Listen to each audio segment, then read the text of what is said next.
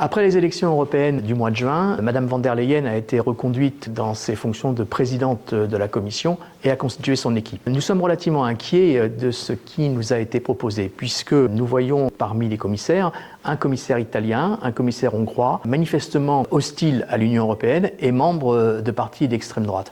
Nous sommes d'autant plus inquiets que nous voyons une collusion entre le PPE, le Parti populaire européen, et ces trois groupes de droite extrême ou d'extrême droite qui sont aujourd'hui présents au Parlement européen. À cela s'ajoute une autre inquiétude, c'est celle de la perte d'influence de la France. Le commissaire européen Thierry Breton a été évincé, vraisemblablement parce qu'il avait une parole forte, et il a été remplacé par M. Séjourné, qui est certes vice-président exécutif parmi 6 autres, mais surtout qui a perdu une partie du portefeuille qui était attribué à M.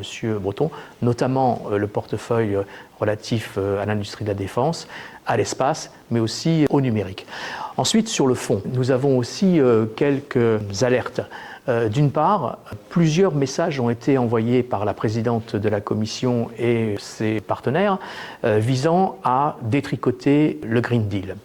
Nous venons tout récemment de voir le report de la directive sur la déforestation, vraisemblablement un clin d'œil au Brésil pour leur dire que la Commission serait éventuellement prête maintenant à négocier et à signer le Mercosur, ce à quoi nous sommes totalement opposés. Des reculs aussi sur la nécessité de passer aux voitures électriques à l'horizon 2035.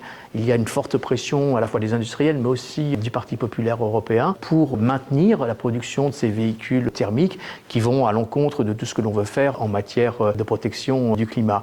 C'est tout le Green Deal qui risque d'être détricoté si nous n'y prenons pas garde. Enfin, un dernier sujet qui va nous mobiliser, c'est celui de la préservation de l'état de droit. Dans plusieurs pays, on voit des partis politiques dits illibéraux à l'extrême droite qui remettent en cause un certain nombre de droits fondamentaux qui sont pourtant inscrits dans la Charte européenne des droits fondamentaux. Et donc il va falloir faire extrêmement attention pour que les parlementaires européens prennent les dispositions nécessaires pour préserver cette charte, mais aussi pousser le gouvernement français et les ministres qui le composent et qui sont en charge des affaires européennes à veiller à ce que notre histoire, celle des droits de l'homme, des droits humains, celle de l'état de droit et de la défense de la démocratie soit effectivement préservée.